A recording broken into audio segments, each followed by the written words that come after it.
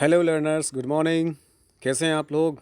I hope you are fit and fine and enjoying with my online classes. So guys, आज की class में हम लोग pronoun का थर्ड पार्ट इंट्रोगेटिव प्रोनाउन का अध्ययन करेंगे। इसके पहले हम लोगों ने पर्सनल प्रोनाउन और डेमोन्स्ट्रेटिव प्रोनाउन का अध्ययन कर लिया है। व्यक्तिवाचक सर्वनाम और संकेतवाचक सर्वनाम का प्रयोग हम लोगों ने कर लिया है। हम लोगों ने पर्सनल प्रोनाउन के बारे में जाना कि पर्सनल प्रोनाउन के 3 प्रकार होते हैं। कौन कौन से? नॉमिनेटिव केस,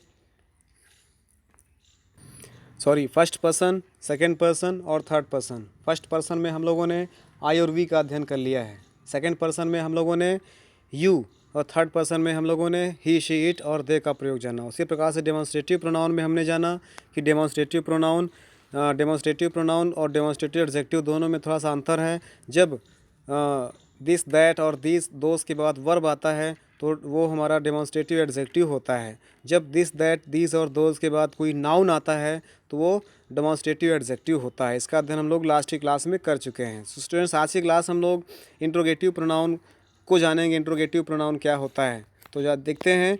स्टूडेंट्स, जो प्रोनाउन प्रश्न पूछने के लिए प्रयोग किए जाते हैं उन्हें इंट्रोगेटिव प्रोनाउन कहते हैं। जो प्रोनाउन प्रश्न पूछने में प्रयोग किए जाते हैं उन्हें डेमोन्स्ट्रेटिव प्रोनाउन कहते हैं। ठीक है ना? जैसे हु, हुम, हुज, विच, वाट, इसी प्रकार के प्रोनाउंस होते हैं। इनका प्रयोग निम्नलिखित तरीके से कर सकते हैं। जैसे हु, हुज और हुज का प्रयोग व्यक्तियों के लिए किया जाता है। जैसे हु इज़ दीज, ये कौन है? हुज आर दीज पेन्स, यह पेन किनका है? हुम डू यू लव, आप किसको प्रेम करते हो? इसी प्रकार से सेकंड नंबर देख लीजिए। विच का प्रयोग व्यक्तियों तथा वस्तुओं दोनों के लिए होता है। याद रखिएगा, हुज, हुम और हुज का प्रयोग, हु, हुम और हुज का प्रयोग व्यक्तियों के लिए होता है, जबकि विच का प्रयोग व्यक्तियों और वस्तुओं दोनों के लिए होता है। जैसे विच इज़ योर सिस्टर, ये व्यक्ति के लिए है। विच इज़ योर सिस्टर, आपकी बहन कौन सी है? जैसे विच इज़ दिस कोट, यह चारपाई किसकी है? कोट मीन्स चारपाई, या चारपाई किसकी है? ये वस्तु के लिए है। तो यहाँ पर विच का प्रयोग व्यक्ति के लिए भी हो सकता है और विच का प्रयोग वस्तु के लिए हो सकता है, जबकि हु, हुम और हुज का प्रयोग केवल व्यक्तियों के लिए होता है। सी नंबर का उदाहरण देख लेते हैं।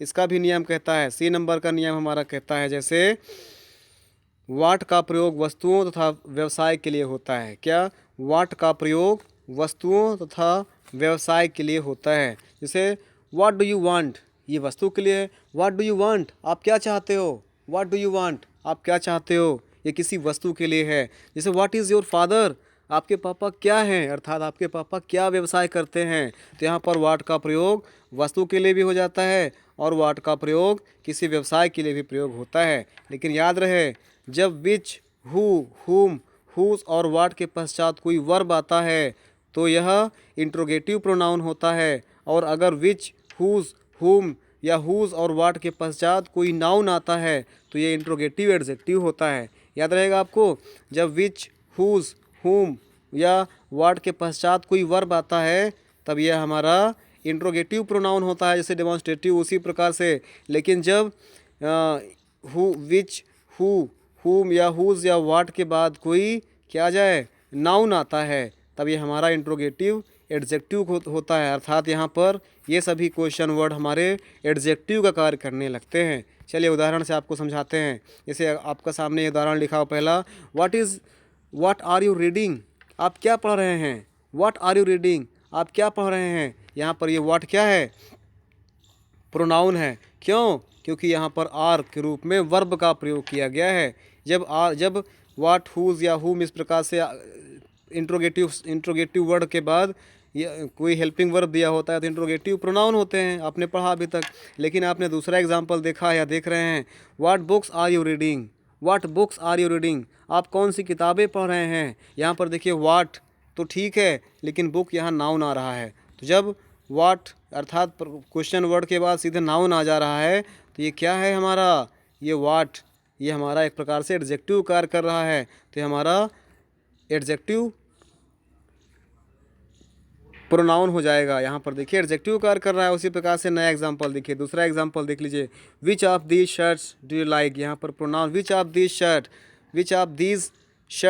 या which of these shirts do you like, which of these shirts, इनमें से कौन सी शर्ट डू यू लाइक, आप पसंद करते हो। यहाँ पर देखिए विच ऑफ दीज शर्ट ये फ्रेज है एक प्रकार से, विच ऑफ दिस शर्ट, इसके बाद सीधे डू आ गया है। डू हमारा हेल्पिंग वर्ब पर कार्य कर रहा है। इस प्रकार से कह सकते हैं कि ये हमारा विच हमारा क्या है, प्रोनाउन है। इसी का स्थान पर जैसे which shirt do you live, which shirt do you like, आप कौन सी शर्ट पसंद करते हैं, विच शर्ट।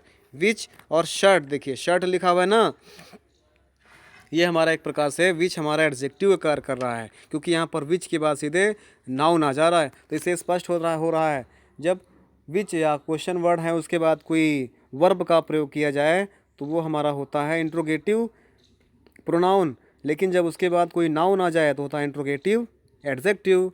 तो so guys, thanks for watching the video. Next part next video में। जय हिंद।